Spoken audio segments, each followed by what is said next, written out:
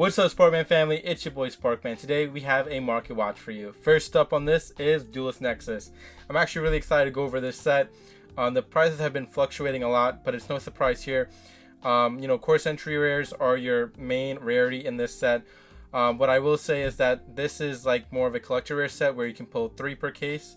It's not as low as a collector rare set, but with the price being where it's at, it doesn't reflect a Starlight Rare case or type of set. So, it's kind of like in the middle. But for the most part, some of these cards are reflecting like a collector rare price. So it's kind of weird, but we're gonna get right to it. The main card in this set, obviously being Revolution Synchron. It can do a lot of work in the new meta that we're entering here, and the price point where it's at 212, I do think it's gonna dip from here, in my personal opinion. But it's still a really good card, and I could be totally wrong. This is just my opinion, everybody, obviously. So I could be wrong, but I just don't see it being more than 200, and I feel like it's gonna dip. We're still in the first week of this set, so prices have been fluctuating, like I said. Crimson Dragon, another really good card in this set. 143. Honestly, it's not a bad price, but I do see this dipping as well. And that's saying a lot because these two cards are going to be really, really used in this meta now. So, I don't know. I just feel like these cards, even though they're going to be used in the meta, their prices are going to dip a little bit more than what it's reflecting right now. Vices, obviously, one of the cards that people are keeping their eye on. They're probably going to want this high rarity version. Cosmic Quasar Dragon. Now, we'll talk about this card real quick. Something to keep in mind, some copies were selling earlier today at $67. I was actually keeping my eye on that and possibly buying it, but I decided to wait a little bit because I do feel this is going to hit below 50 at some point. It's a beautiful card, don't get me wrong. I like this card a lot, but I don't think for where it's at right now, and especially how the Core Century Rare market's been, it's been so volatile that I just don't think to pull the trigger on a card at $81, especially being Cosmic Quasar Dragon, in my personal opinion. Now, as we go back to the set here, Chimera, this has been just steadily raising in price. The ultra rare copy has. I haven't checked the Core Century Rare. It looks like it's been dipping. Let's see some recent sales actually. See what's been going on here. So yeah, it's actually been dipping for the most part, which is surprising here because the ultra rare copy has been raising in price. So it's weird. Like I said, the Core Century Rares are very, very volatile and very just weird in general. The booster box itself, it's been dipping as well. So the only card to really pull in here that's worth value is Revolution Synchron in terms of secret rare, because obviously you're not guaranteed a QCR in every box.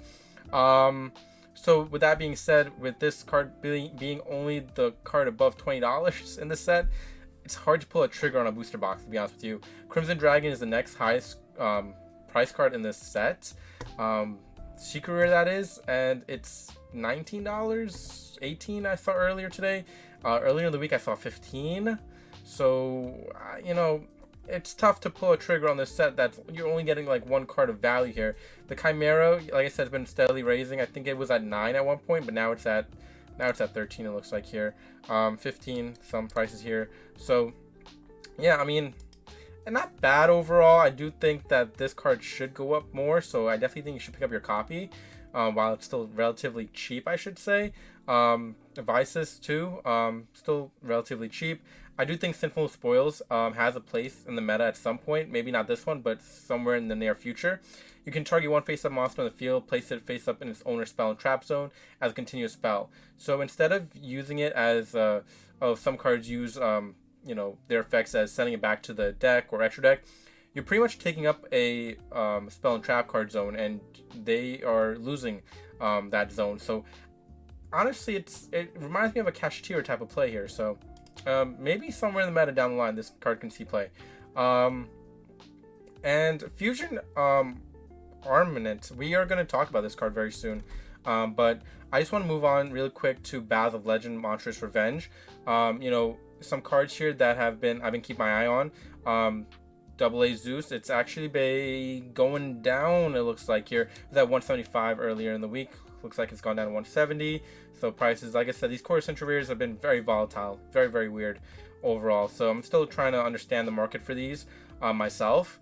But we'll see. time will tell with these. Time will tell. I just think long term these will do well. Like the core centuries will do well if it doesn't go past this year. If it goes past this year, it's a wrap. These won't do well at all. The next card I want to talk about is Crystal Wing Synchro Dragon. So Revolution Synchron is making some of these Synchro monsters go up in price, and a copy of Crystal Wing Synchro Dragon in this rarity is making it actually steadily increase over time here. So as you can see, some people are purchasing them right now as well. So pick them up while they're relatively cheap, I guess.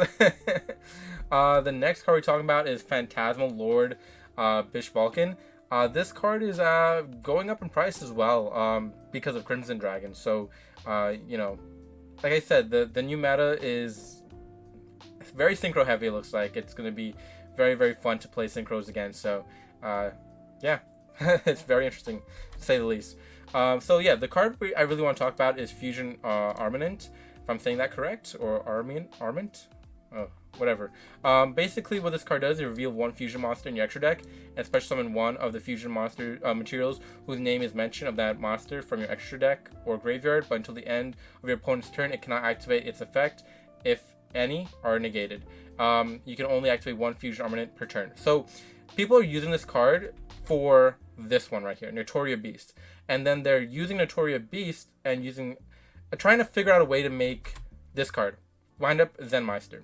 Why? Because basically what it's doing, it's flipping this card, Notoria Beast, face down, and then flipping it back face up at the end phase, so that way it can actually use this effect on your opponent's turn, so that he can't activate spell cards and stuff like that. So actually a really interesting move here, and wind up Zenmeister being used for other purposes. So it's very funny.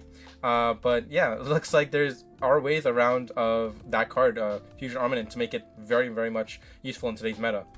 The other one we're taking a look at here is the set of Maze of Memories. I just think this is such an interesting set here because, yes, we have Baron de Fleur and Excel Synchro really taking over this set in terms of the price point value, where $40 for the Ultra Rare, $50 for the Ultra Rare for the Baron de Fleur, and of course the Collector Rare holding really good value.